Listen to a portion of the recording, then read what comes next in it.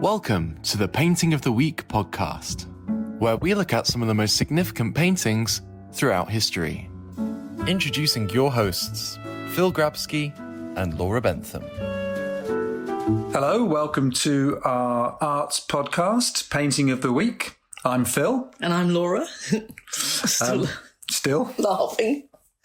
And today we're going to talk about a very, very famous painting called The Girl. Actually, it's not called The Girl. It's called Girl with a Pearl Earring. And it is in the Vermeer'S, which is in The Hague, Netherlands. And I do declare an interest in the sense that we made a film about this painting solely, well, I can talk about this later, but we made a film called Girl with a Pearl Earring and Other Treasures of the Vermeer'S.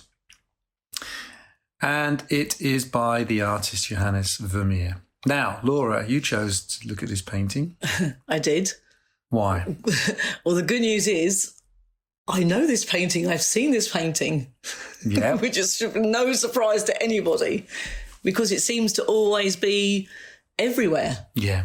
Whenever you see a book or anything to do with the old masters, for some reason this painting is seemingly the one.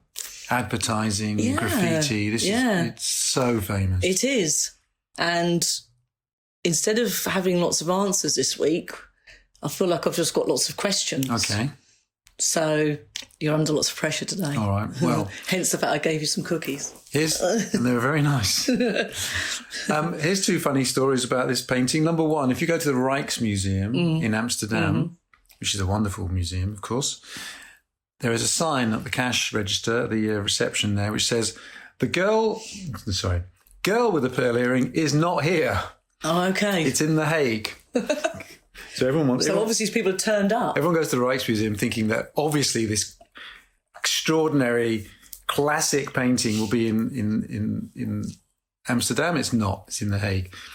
Number two, which I thought was interesting, was that at one time the Vermeer'S thought about, they used to license the painting. So, somebody in advertising or T-shirts or, in theory, you would have to go to the Vermeer'S who owned the painting and get their permission to use it, and they would charge you. And then if they found out that you were using it without their permission, they would, say, hold on a minute, that's ours. And I don't have any evidence for this, but they would probably even threaten to sue you. Then they realised it was just impossible because it's used so much. And like other galleries, actually, the Rijksmuseum, just mentioned the Rijksmuseum told me once that they collected €500,000 a year in license fees. So people using their images for documentaries or for feature films or for advertising or for whatever. But the department, the staffing and everything else cost them €500,000 a year. So they decided it's pointless. Yeah. So now they basically let people use stuff. This happens also in the United States. And actually, the United States is interesting because their attitude is, as a taxpayer, you've already paid for these paintings, so we shouldn't, as a national body, charge you again. Anyway. So they don't charge? So they don't charge either. Okay. Some do, some don't. So you could go and film? No. Yeah, no. You still would, okay. What they do now is they charge you an access fee. Oh, okay, fine. Rather than fee per painting. Anyway, gone off on a bit of a tangent. Here we go. But the point is, this is, I would argue, this is one of, top 3, top 5 of the tens of millions of paintings that have been done in history. Yeah. This has got to be right up there as one of the top 5 paintings in terms of its recognition ever. Yes. I think recognition for sure. Unbelievable. And of course, the feature film with Scarlett Johansson didn't hurt. And it's a funny question then, Phil, but do you have any answer as to why? Because there are so many, we've already looked at some wonderful paintings before we've got to here. And why is this one so just the one that everyone seems to go to? Well, I can only give my opinion, of course. I think... Yeah, good. First of all, there comes a point when I think there is such a thing as herd mentality. Yes. And I think you see it with the Mona Lisa, for example. I mean, I think there are better Leonardos, but people feel comfortable kind of going with the flow and ticking off something that's on a list. Yeah, okay. Or not wanting to say, actually, I think that Ginevra da Vinci's a better Leonardo. Is that wrong? And anyway, so obviously there came a point when once this painting becomes famous, then it kind of jumps from being, it's like logarithmic. It jumps from being famous to being extraordinarily famous because everyone wants to have their picture taken in front of it. Yeah. But let's look at why it became famous. Johannes Vermeer is, for me, one of the greatest artists of all time. And because I do like artists where you can absolutely, the craft is so extraordinary. When you look at his paintings, and there are 35, there's a bit of dispute about that, but very, very few have survived. In fact, he didn't do that many. And you compare to some of the Impressionists who did, thousands. Yeah. Picasso is you'll sometimes read he did 50,000 artworks, including ceramics and things. Vermeer was as far as we know, as I say, only 35 have survived, but I don't think there are many more. Why do you think they didn't survive? I don't think so popular, maybe. I don't think he did many more. I just think I think he took a very long time to do them. Mm-hmm. The trouble with Vermeer is there's no correspondence. Right. Nothing. It makes it quite a hard character to make a film about because you can't quote him. No. But there's some evidence of where he lived and who he married and his life in Delft. But the reality seems to be that he was just slow at painting. And actually, when you look at the quality of what he does. So, number one, Vermeer, I mean, anybody of those 35 paintings that have survived, one famously has been stolen and no one knows where it is. But you would, they're all worth multi-millions and you'd have any of them. What's the name of the one that was stolen? Do you know? Oh, sorry, Phil. You just intrigued me now. Thanks so much. Sorry. I was going to say the music. Well, we can look it up, or everybody else can look it up and comment for us. I'm sure they will. Stolen from Boston. Oh, I should know. Well, that's all right. We'll come back to it. Maybe next week. Is it the music lesson, or was that the one the Buckingham? And was it stolen from there? From Boston, yeah. Oh, okay, amazing. So there's one around. Yeah, I mean, we all got to watch out. Well, it was a really serious heist, and they don't know where the paintings have gone. They think they might even be in Northern Ireland, but no one's really sure. Or Ireland. Okay. But if you look a bit more specifically at this painting, again, really easy narrative. You don't need to work too hard. You know within a split second what it is. It is a young girl. And the young girl's looking at you, and she is clearly attractive. She's catching your eye. So there's that. Then what else is in its favour? Well, the colours. Bright colours. We've talked before about yellow being an attractive colour in a painting. Blue. I know from people that work in auction houses that paintings that have blue in them actually sell for more than any other colour. Really? People like blue. These are complementary colours, so the blue and yellow. Yeah, they are. So not only her headdress, which is nothing Dutch. I mean, it's not something that Dutch women were wearing at the time. I mean, this is an effect. I actually love her headdress, and I love the way it's tied. Yeah, it looks so lovely. But then again, look what's it seems to have slipped. I think again, I don't think that's necessarily how it's supposed to have been worn, but it may have come undone at the top. Hard to tell. But again, it's yellow, and then it comes to blue at the bottom, and the blue is then contrasting again with it's kind of yellowy green, isn't it? But basically the yellow of her top. Look at her face. It's the proportions of it are perfect. Yeah. And again, Vermeer is not, we'll come on to this, he's not a realistic painter. He's not painting what's in front of him. So what is missing from her face? Can you see? Eyebrows. No eyebrows. We don't notice at first. No. But he didn't feel the need to add eyebrows. It was like a distraction. And then if you look at the lips, that little bit open, there's just a dab of white paint, which is suggesting a little bit of saliva, maybe as though she's about to speak to you. It's almost as if you've just walked in the room and she's turning and catching your eye.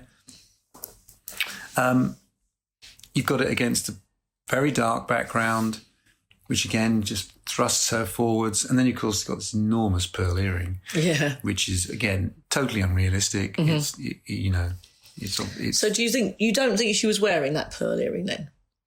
Well, I mean, it's... Here's my view on Vermeer. There is this myth about Vermeer. So David Hockney, he's written about this. He and others believe that Vermeer, not so much in this painting, but other paintings like the so-called milkmaid. She's not actually a milkmaid, she's just a house servant, or a lady reading a letter, or the music lesson, they are so detailed and so perfectly painted. And when you x-ray them, there's no underdrawing, there's no evidence of mistakes. People think it's not possible. He must have been using, this is what Hockney argues, he must have been using some form of mirrors. Oh, okay. So basically, he's set up a scene. That scene is then reflected via mirrors onto a canvas. Right. And all Vermeer's doing is he's virtually colouring in. Okay. Okay, it's a view. Yes. And my knowledge and experience is infinitesimal compared to David Hockney. However, I don't think that's true. Okay. I'll tell you why I don't think it's true. First of all, I don't think it's true because the perspectives of those rooms are not real. If you look sometimes at the way the mirror in one of Vermeer's paintings, what it's actually reflecting back to you, it's impossible. It just wouldn't be, you wouldn't be seeing that in the mirror. If you look at the lines, some of them don't make sense. I go along with the argument of some of the historians and curators that we interviewed for 2 films we've made now about Vermeer. They say that he didn't even create these sets. Basically, he's doing it all in his head, and he might have brought in he might have done the floor first, and then he might have brought in a table, he might have brought in a chair, he might have brought in a musical instrument, he might have brought in a person. He's bringing it all in, and that we shouldn't have this idea that he's built a set, he's got a model standing there, pouring milk, reading a letter, and the person just stands there for day after day while he paints them.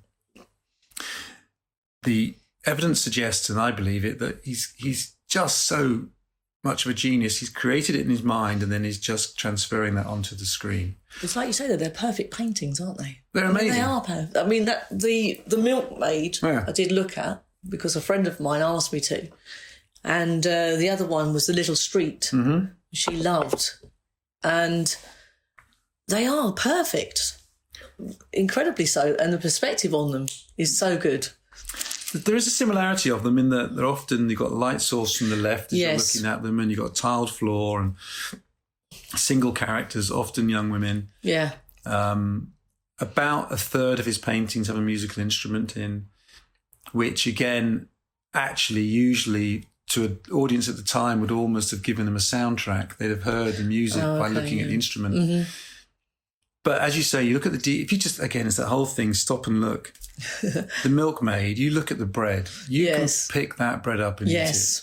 Yeah. Now, of course, the Dutch were well known for doing still lives and food, but still, the milk, there's no movement in that painting, is it? It's completely still. Yeah. And you've just got this dribble of milk, and you totally believe it. But again, there's no model could hold. No. Dribbling that milk, obviously the milk would run out. So it's funny that the most famous one of his then is Less Busy. Well, in the same gallery, Maurits's house is actually perhaps a more impressive painting, which is a view of Delft. Okay. Which is, you can go to the spot today where he clearly stood and painted. It's not that much changed over the last, what we're talking, almost 400 years. But it's absolutely brilliant. And even that painting, though, he's played around with things a little bit and he's moved things a touch just to make them balance, and he's put a little bit of yellow here and a little bit of blue there. really, really busy paintings. We could do busy paintings if you wanted to. Yep. This one is really attractive in its simplicity. Virtually no background. No. I mean, there is, if you look carefully, there is a little bit. It's not pure black. There is a little bit of smudging in the background. But in Milkmaid is also interesting because he's very clever. He's got a wall behind her. Mm. There's a couple of nails and there's a couple of damaged bits where the nails had been. Yeah. But there's nothing there no. to distract. Mm-hmm. Other paintings... It's all down to that milk and bread. Yeah. Oh, for sure. Other paintings, he deliberately has maps on the wall or tapestries or paintings, always for a reason. This is very, very simple in one sense. Now, Tracy Chevalier wrote her book, Girl with the Pearl Earring, on which the film is based. And her suggestion was that this is a servant in the household that Vermeer was attracted to. Right. And he got her to be his model. But she didn't. Do you think she posed for that? Well, there's absolutely no evidence for that. Right. Tracy Chevalier would admit. Basically, Tracy Chevalier had this picture as a poster at the end of her bed in her house. And she just used to stare at it and she just made up this story. And she said there's no evidence for that at all. It's very unlikely that Vermeer's wife would have let him paint a servant girl in his studio with the door shut. It's just not going to happen. It's much more likely, if it's anybody, it would have been one of his own daughters. Oh, okay. Because he had a lot of children. Yeah, he did, didn't he? He had quite a few. And, you know, that's more likely to be the... okay, so model. She didn't pose for this. Right. That is... well, you don't know. But it's not going to be a servant girl. And anyway, you know... I love the fact that we're talking about this painting because I never talk about paintings, as you know, not really. But well, we do. Well, we do now. I just think we could talk about it, couldn't we, for another 4 months and we still wouldn't draw a conclusion. Well, I think that's part of the appeal. Quite good. I'm quite enjoying this. But part of the appeal of this painting is you do kind of wonder who she is. Yeah. And there's always with paintings... there's that slight edge of mortality. Yes. This is a beautiful young woman from the 17th century who clearly now is dead. Yes. Everyone. What are you trying to say, Phil? Come on, you've ruined it now. But you just wonder who she was, what kind of life she had. Yeah. What were her experiences? She got beautiful eyes. And then, And, I mean, who knows? Why is it so famous? Well, I think it's the colour scheme, it's the beauty of her face, it's the notoriety or the fame of the artist. It has a story. Like a lot of paintings, it kind of disappeared. And in fact, Vermeer's renown kind of waned and bounced back only about, 100 and something years ago. It's in the film, actually, talks about, somebody saw this picture. It was very grubby, very dirty, but they just thought there was something here. It's a bit like the Salvator Mundi story of a painting that's found in an auction and cleaned up and then gradually... You also have to understand that the painting is actually quite damaged. Oh, okay. So, I mean, there is that thing, isn't there? It's all very well us looking at these paintings on Google and on the computer, and sometimes, I shouldn't have probably said Google. I'm sure there's other things you can look at it on. But when you get in front of a painting that, for real, you do have a completely different feeling about it. Yeah. And especially when it's how, I mean, I think I told you I tried to see the Mona Lisa once, couldn't get anywhere near it. Yeah. Just gave up. Well, this one, I definitely felt that, again, in the Moritz house.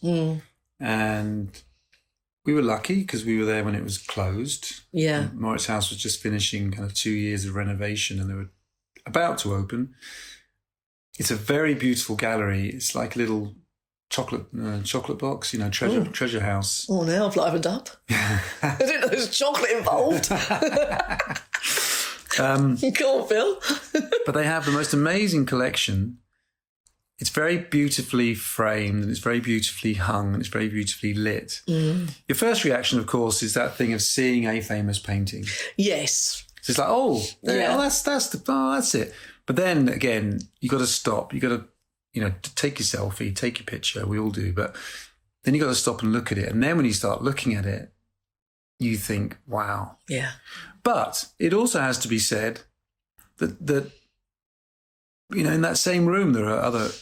View of Delft is an equally fine painting, but people don't necessarily make their way to the Vermeer'S just to see that. I mean, it's a bit like when you go to galleries and you've got the director's tour and they choose 20 objects.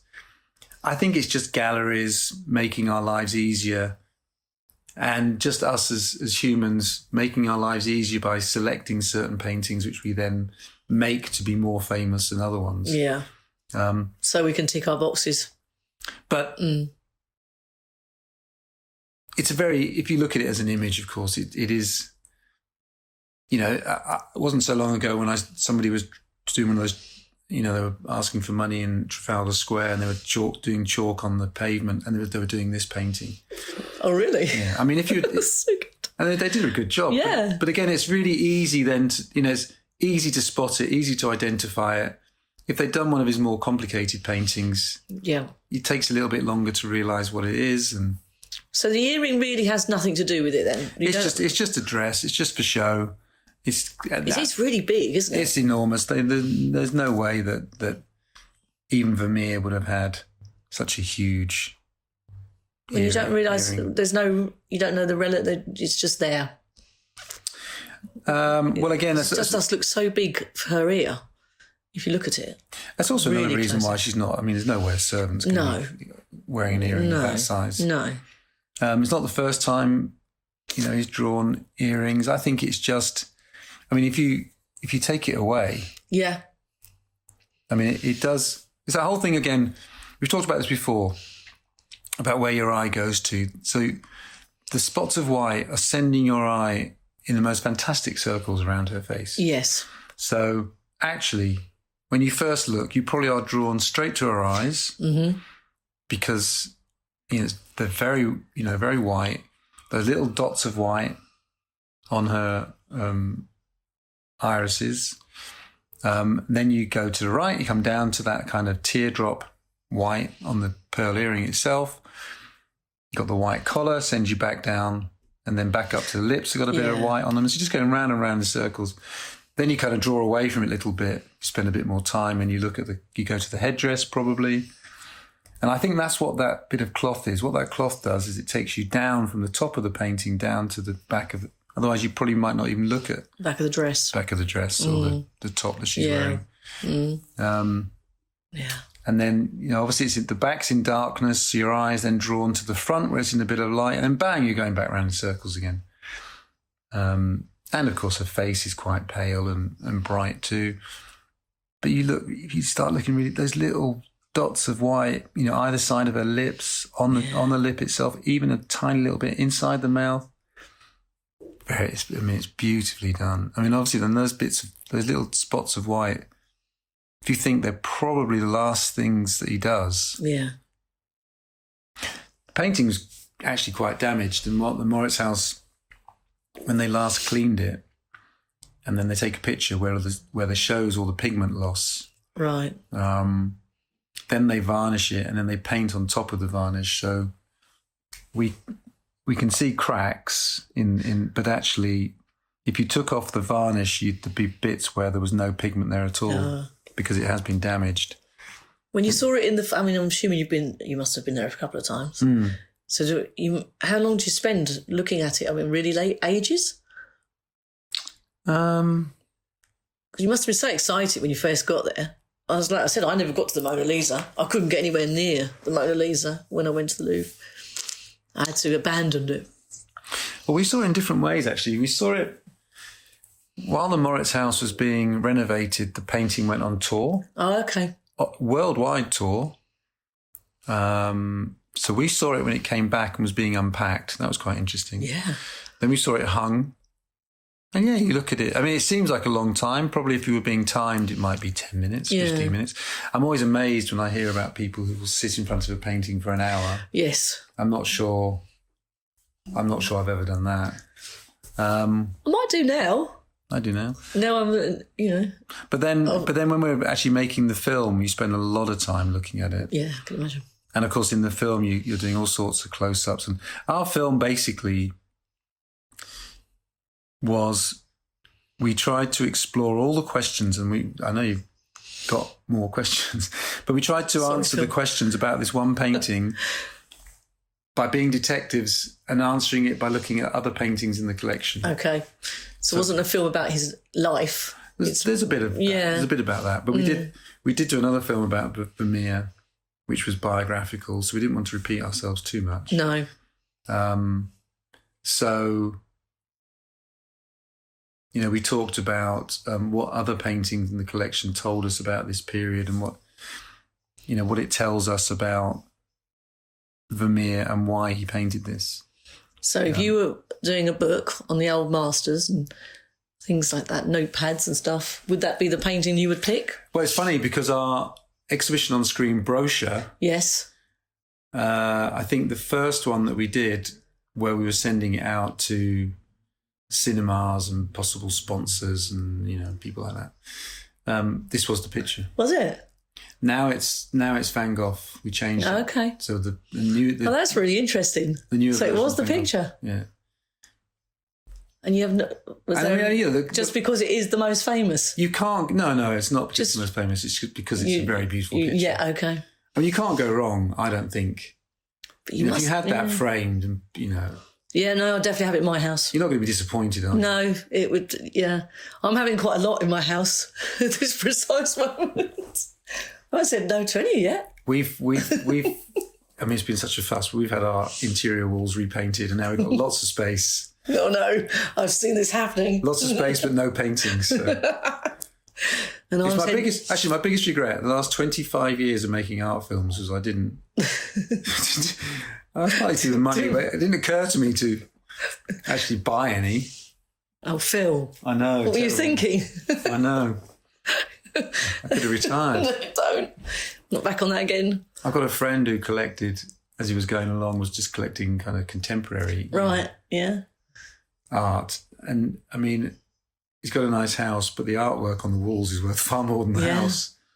You can't think about it now. Don't look back. No. Don't look back. But, yeah. I want, maybe, yeah. Well... I've been quite happy with kind of drawings and paintings that my kids have done. That's been equally rewarding. Well, they might be worth something. I know. Well, you never know. I've still got plenty of those. There's no way you can get rid of those. So I can't anyway. They're still downstairs in some boxes. I've still got plenty stuck on the walls. There is another suggestion about who this might be, which is quite fun. Yeah. Which is that one of Vermeer's clients or somebody that commissioned bought work from him was the baker. A few houses down, and this might be the baker's daughter. Okay. Maybe he was the baker that made that bread. Maybe the baker, yeah. Yeah. Actually, the only painting... There's only one painting of Vermeer that has children in it, and it's that one of the little street. Okay. Where there's two little kids on the floor playing some kind of game. And he's a really fascinating painter. In Delft, no one's entirely sure where he learnt his craft. People have suggestions, which we talk about in the films, but he acquires this extraordinary quality. And there's a couple of accounts of people who've come to Delft to see him and see his work. But like Dutch painters at the time, they were kind of their own dealers. So Rembrandt, for example, his house was also where he bought and sold, well, he didn't buy, but where he sold his art. Right. So the same with Vermeer. But he must have been excruciating if you commissioned him to do an artwork. You must have had to wait forever. Well, especially if he only did what are you saying? 30? Well, 35 we know of.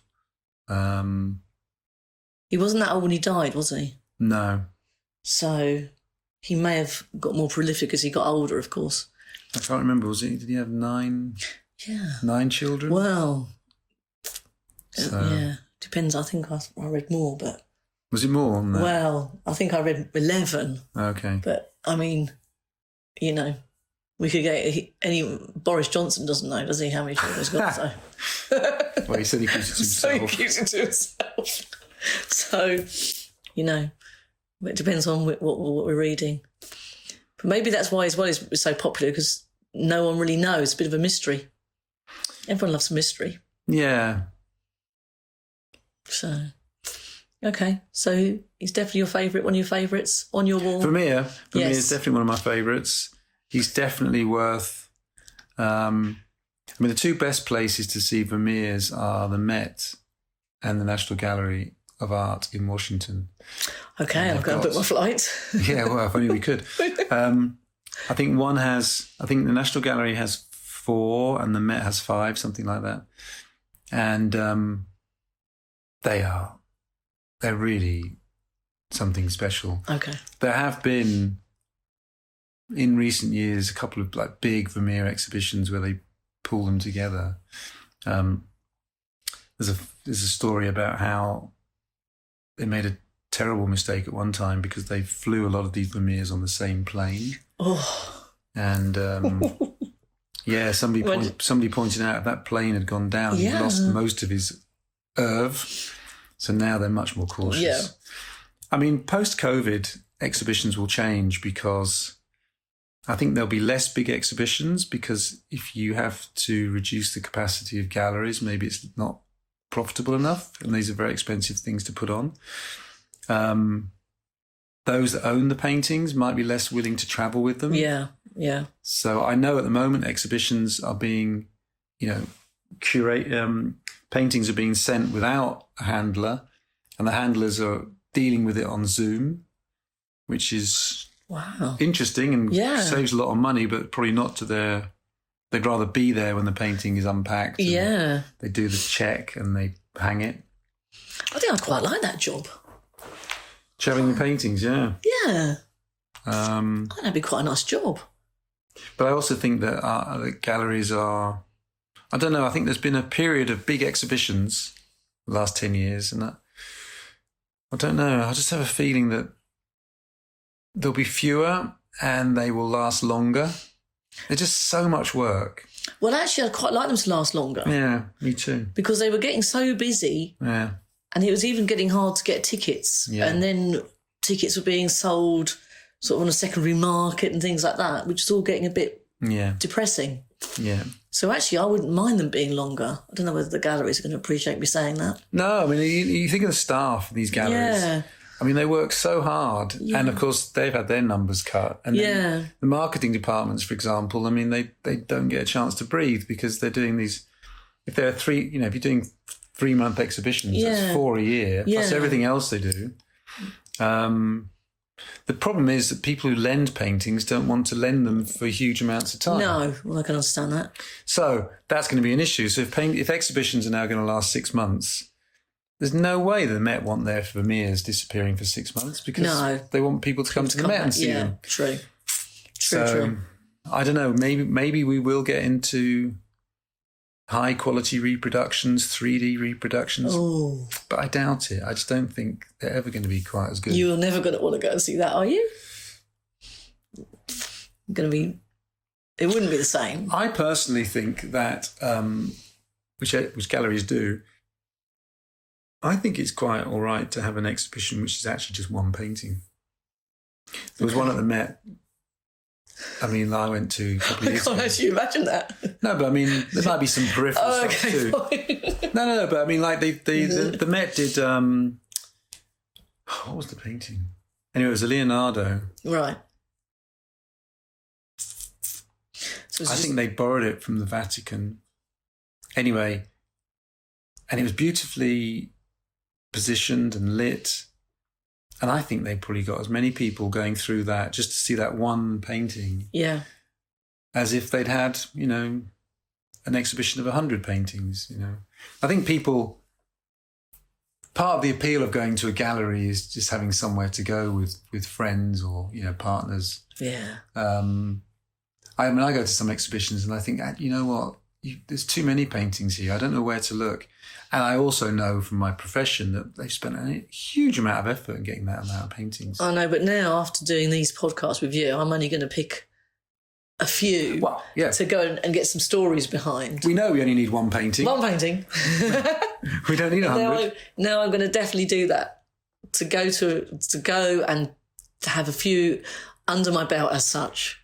I've done a little bit of research on, and that I can. You never know. Someone might come and talk to me in front of a painting. I mean, that would be exciting. Oh, you'll be asked to talk.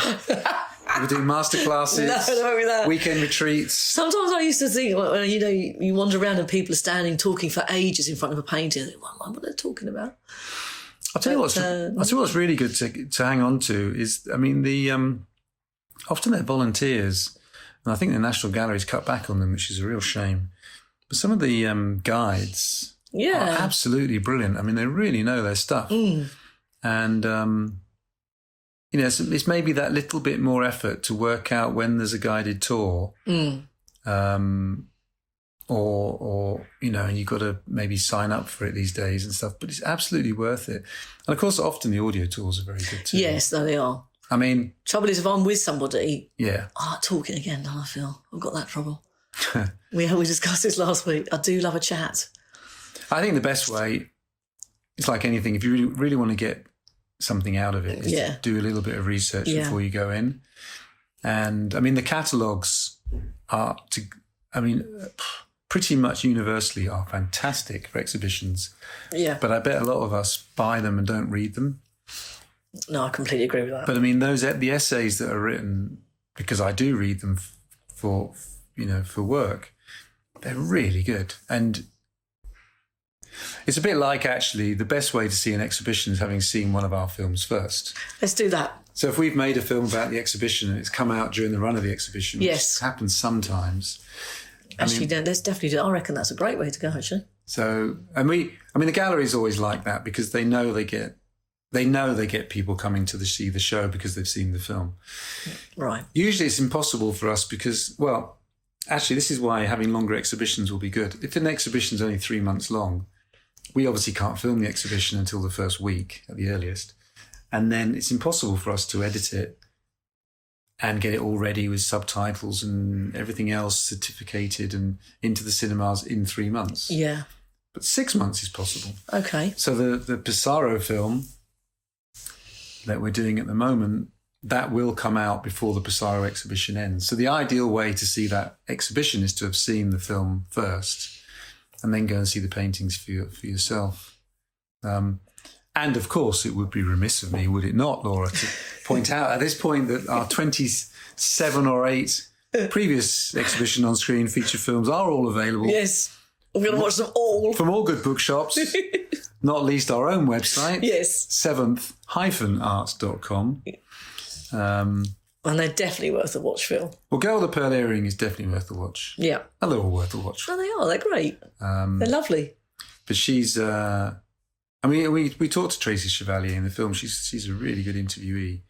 And we've got plenty of interesting people, actually. Well, that's a nice thing, isn't it? Get to talk to some lovely people. Yeah. Get some more knowledge. Knowledge is key. Well, it's funny. Today, my colleague was up in Scotland at the National Gallery of Scotland doing an interview, and he had to contact us to say, I need more cards. He put cards in the camera to record onto. Oh, okay, yeah. He said she was so interesting that we've used up 3 cards. Oh, that's amazing. Send more cards. Brilliant. This is the modern world. In the old days, it would be what? Yeah. Send more guns or something. Send more food. No, send more cards. That's for our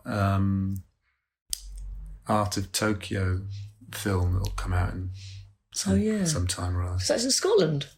Well, one of the interviewees is... Yeah. Okay. No, sorry, what we're talking about, that's actually for our film called The Danish Collector. Sorry, she's talking about collecting. Oh, okay. Sorry, we're making. You got so much going on. We're making 4 films at once at the moment. Phil's life is so interesting. Confused. All I've done is fight with bindweed today. Bindweed? Yes. What's bindweed? Exactly. Oh, it's a horrible thing in the Yeah, garden. it drives you mad. Ah. And then I put my marigolds in, and they're meant to help in the vegetable patch and keep some bugs away, and all the bugs have eaten them. There you go. So you're creating your artwork. Well, I don't know, actually. I'm not doing Monet's garden here, let me tell you. You're having all these other things happening, and I'm just fighting with the bindweed. It's all too much. It is. I'd rather be looking at nice paintings. Yeah, right. actually, so would I, to be fair. So that's It's got me mad. So that's girl with the pearl earring. Oh. And I feel privileged to be talking about her today. I feel like I've gone up a notch now. well, I'm excited about that. I was looking forward to today. I really was. It's a fantastic painting. And as I said, if you go to the Netherlands, it's so easy to get from Amsterdam to it's like really easy on the train. Yes. Go to The Hague. Yes. And go to the Maurits House. They have some of the Dutch Golden Age is one of the most extraordinary moments in art history. An estimated 5 million paintings. Wow. On the back of the Dutch seafaring empire, made a fortune out of spices from the East. It's all this commercial context. You had all these people making a lot of money, building houses, and it created this absolute insatiable demand for paintings. And because the Dutch were not, they weren't Catholic, so they weren't trying to fill their houses with religious paintings. No. It was domestic scenes. Right. That interested them, and still lives and floral scenes. So you're not getting Christ being crucified or deposed or Lazarus resurrected, all that kind of stuff. You're getting young girls, possibly a servant girl, possibly a baker's daughter, possibly the artist's daughter. Yeah. You're getting women pouring milk, reading letters, playing a musical instrument, and insight into that period then. Yeah. Absolutely fantastic. Okay, I'm in. Right-o. Okay. Thank you for listening to the Painting of the Week podcast. For more information, please visit our website at seventh-art.com or contact us by emailing info@seventh-art.com. See you next time.